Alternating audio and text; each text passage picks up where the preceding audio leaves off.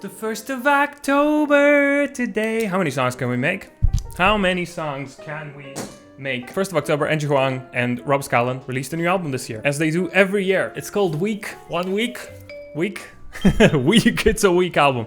No, it's okay. I want to talk about it as I've done for the last few years.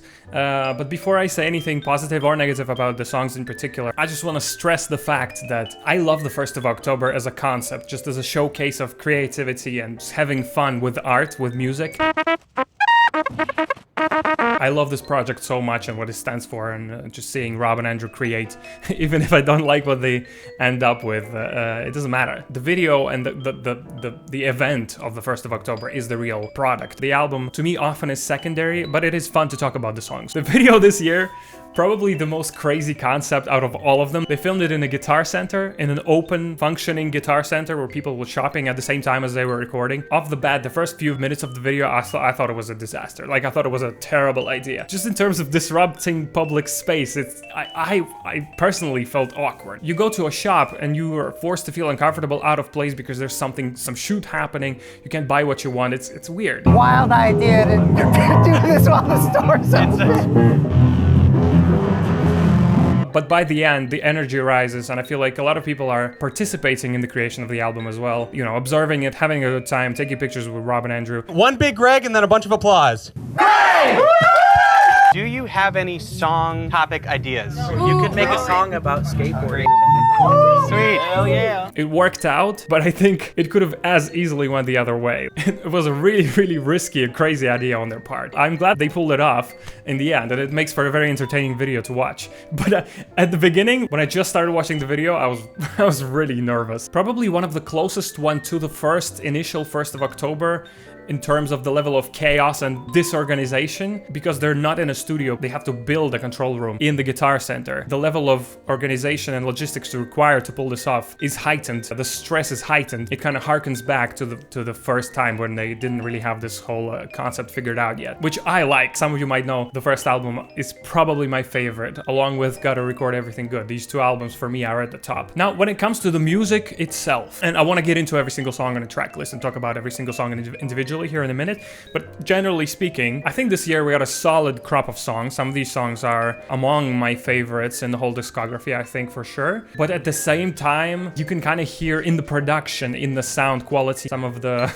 limitations of time in this guitar center, especially on the first two songs. Some of the worst guitar tones they've ever had, just thin and harsh guitar tones. I guess let's get into the first song. First song here, Getting Older. Generally, I think the bulk of the best material on this album is towards the end. In the beginning, I don't like as much. Getting Older, I like the vocal melody. We're getting older, darling, hey. I like Rob's voice. I like when Rob gets to sing the main vocal in the song, and this time doesn't disappoint, but the guitar tone is awful. I hate it. In terms of the song structure as well, I think this song is pretty short, a little too short, maybe a little underwritten. It could have had more to it. But yeah, the first one, not my favorite. Not my favorite. Second song, Who Is It For? I have the exact same issue. The guitar sounds terrible.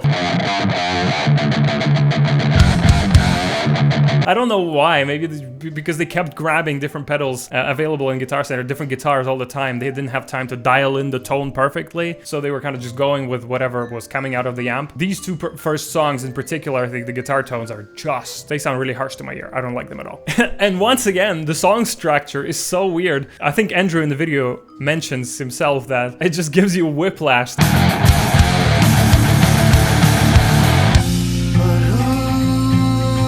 Sudden change from the heavy part into the acoustic part is just, it doesn't blend well together. However, separately, I like both of these parts. I like the heavy part, I like the cool like 80s inspired solo, and I like the acoustic part. The whole second half of the song is fully the acoustic vibe, and it just builds on it, lingers on it a little bit longer, develops it, and that's my favorite part of the song.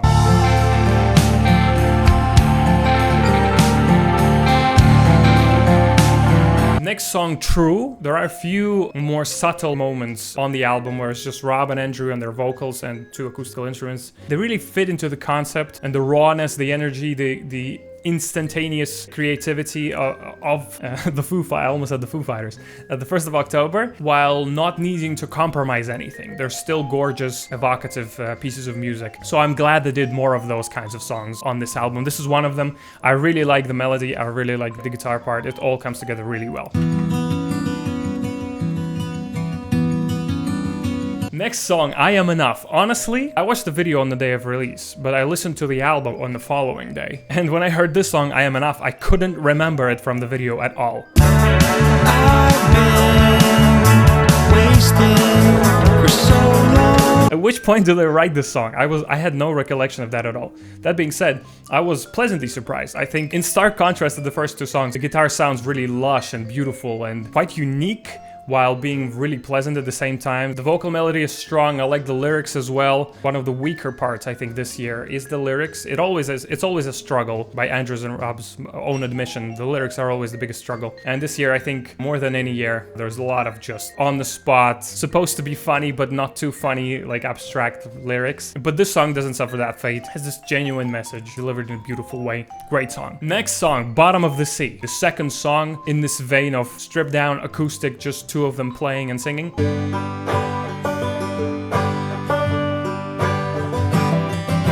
Beautiful. My favorite song on the album, I think probably one of my favorite songs of their whole catalog. Really fucking beautiful. I never thought I could like the sound of banjo like I do on this. It sounds so soulful, really warm and enveloping. I've never thought I would say this in my life. A banjo sounds soft and serene. That's not what comes to your mind when you think of a banjo, but here it works, and it works perfectly. Next song, Liberation. If you've watched some of my previous videos on 1st of October albums, you know that Bookmobile is one of my favorite songs of theirs. And I think that's kind of a throwback to that type of sound. They might have pulled it off even better this time. They finally figured out the guitar tone in this song. It doesn't sound as harsh and annoying as on the first two songs on the album. This time it's full, it's nice, it's layered. It's cool, man. The song is great. Andrew's performance on the vocals is great. Breathe like a dragon, I spit like a cobra. Threw parts on the guitar too hard. I lay stars on the beat, that's a fubar. Heavy, cool, exciting sounding, original sounding song. Everything you can ever wish for from a 1st of October song, really. Michael Squires is the next song here. I'm gotta be honest, I'm not a big fan of this one, although it does seem to harness a lot of excitement in the room. When you watch the video, it seems cool, like they come up with this character, you know, the riff is kind of heavy, but when you listen to the song itself, it doesn't really come together. You can move away now. Yeah, no, I don't need any help. Just put the Jackson down.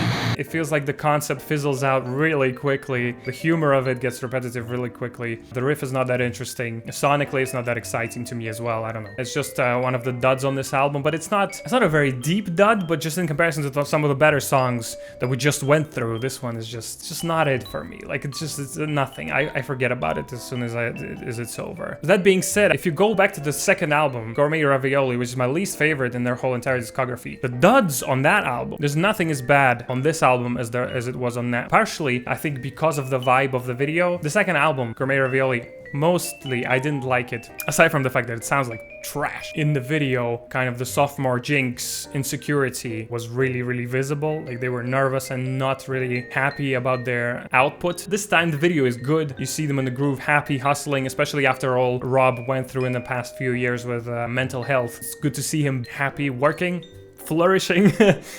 So that makes me really happy to see. Probably because of that, even though some of the worst songs in this album doesn't come off as jarring as they were on some of the past albums. I think this time it's just like, oh, it's a dud, let's move on to the next one. Not a big deal. Murder Geese, in stark contrast for me personally, even though it's longer, it feels shorter. It doesn't overstate its welcome. The humor, it's a bit funnier to me. I also like the band Geese a lot recently, so that's kind of funny to me as well. Murder Geese.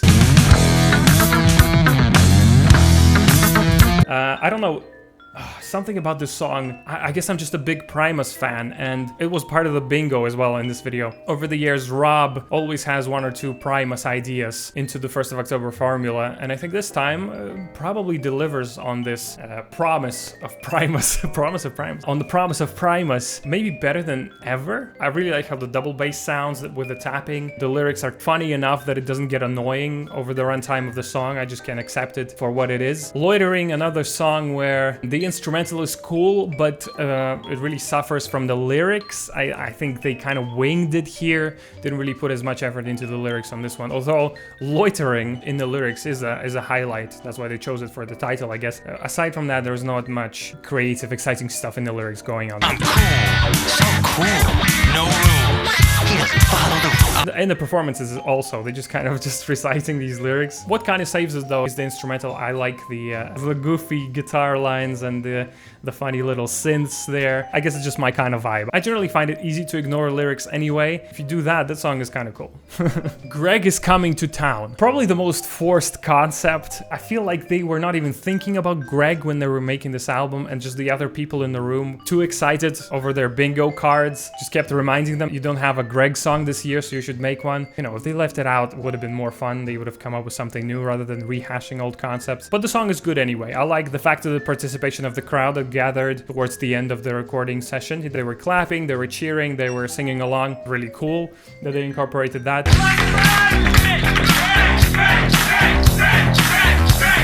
I really like the pulsating, arpeggiated synths that they got going there. Overall, the sonicscape of the song, I think, is very, very pleasing to my ear, personally, to my palate. I like it. It's a fitting end to the album. It underlies its strengths and weaknesses.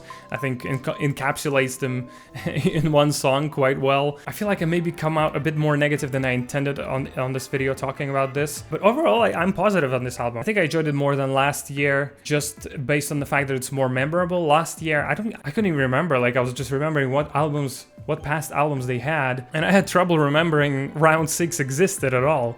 So maybe I should lower it on my list, but whatever. This one I like it. I think I enjoy it more than Abbey Road. I definitely enjoy it more than Gourmet Ravioli. I think definitely not S tier, not as good as the first album, not as good as Gotta Record Everything Bad, but just a notch below that is where I would put this album overall. Yeah, if you have opinions you want to share in the comments below, I try to answer to all of the comments on these videos because I guess that's the point of the videos, is to have a conversation with other people who are excited about this project. So yeah, I would love to argue with you. I guess one last thing, I have my own project in the vein of the 1st of October, where me and a couple of my friends lock ourselves in the village house basement of our drummers for 2 days, for a weekend, and record an album. Check it out, it's on Spotify if you want. There's a link in the description. But yeah, other than that, see ya. Bye-bye.